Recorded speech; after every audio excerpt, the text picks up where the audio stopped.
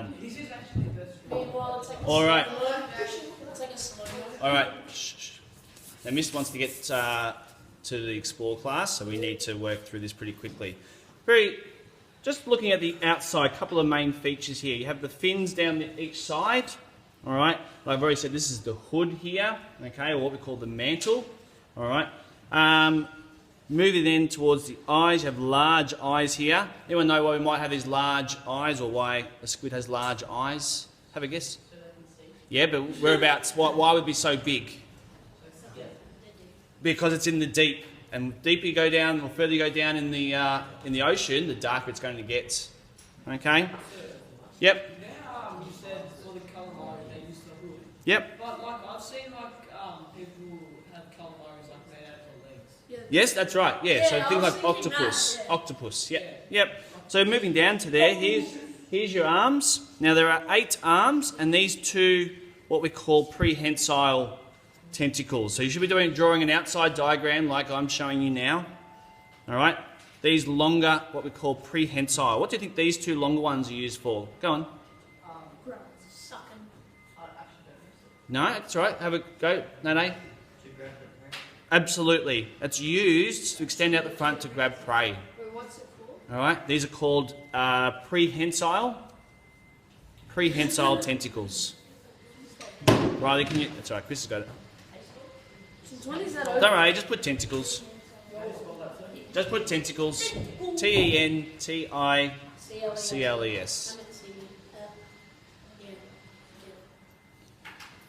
Now, on top of the head here, you also see this little bit here. All right, this is called the siphon, okay, or funnel. And what it does is it pushes the water out here. Okay, which direction do you think this squid moves? It does go backwards, so it goes in that direction.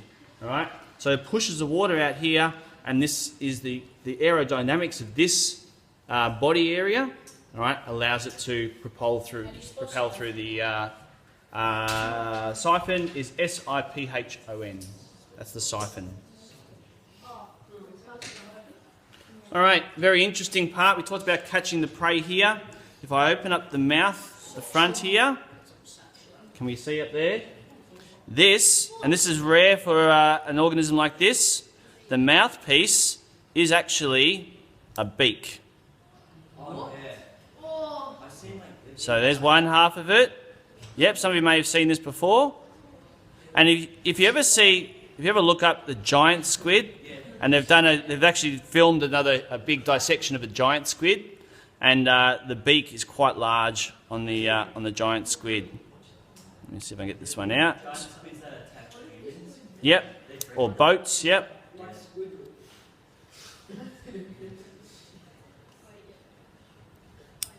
All right.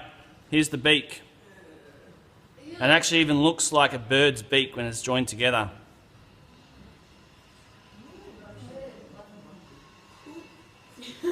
Alright, you can have a look at it afterwards. Okay. So now we're going to look to cut open. I can barely see. Alright. Here we have... I haven't got another chair. You can go sit over next to Oscar if you wanted to, Chris. No. All right. So all I'm doing is I'm going to cut down the middle here. I'm not going to, like yesterday with the fish and the prawn, we're not going to face it in towards the body case there or into the insides. We want to preserve those organs inside. So I aim it up. It is, like I said, just like cutting calamari.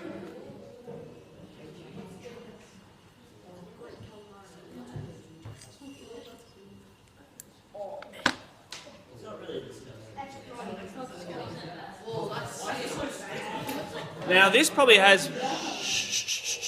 You can actually see a bit more of what's in here compared to your other 2 dissections yesterday. All right. Okay. So here, this is where we use the probe. Now, some of you may or may not be aware. Does anyone know? It's a bit like octopus as well. They all belong to the same family there. When they feel threatened, what do squid or octopus do? Go. Very good. They squirt ink. All right. So just then, the reason why I also had to aim these scissors upwards, I didn't want to cut this here. This is the ink sac. All right, that's the ink sac there. So if I push that through, you'll be pushing ink out. Looks like there's not much left in there. So clearly, when it was caught, it released most of that ink. All right, so that's the ink sac there. Okay. Now, while I'm doing this, you should be drawing this outside. Oh, I don't even All right. Sorry, the inside I should see. Yep, draw it in the back.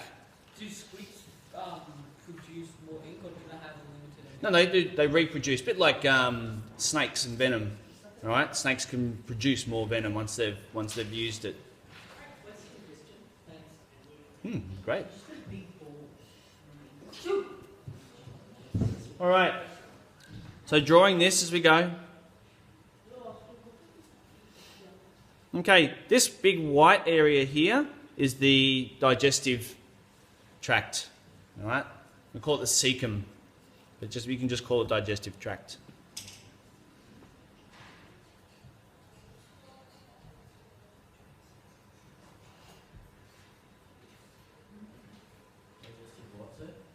Digestive tract, and you spell tract T-R-A-C-T. That's this large white area here.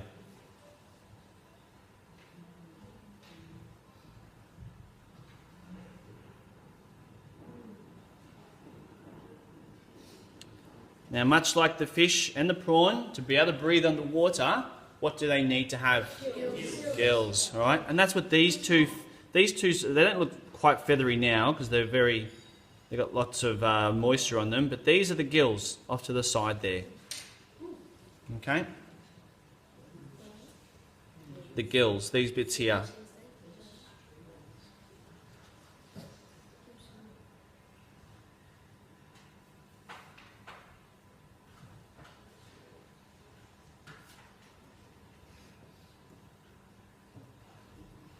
All right. This sort of largish organ through here, all right, you can see the probes touching. That's actually the heart, all right? There's two parts of this, two sort of, what do we want to call them? Cavities, if you like. All right, so there's two parts to that heart. So it's split in the middle. This one here. Down here, or this bit here?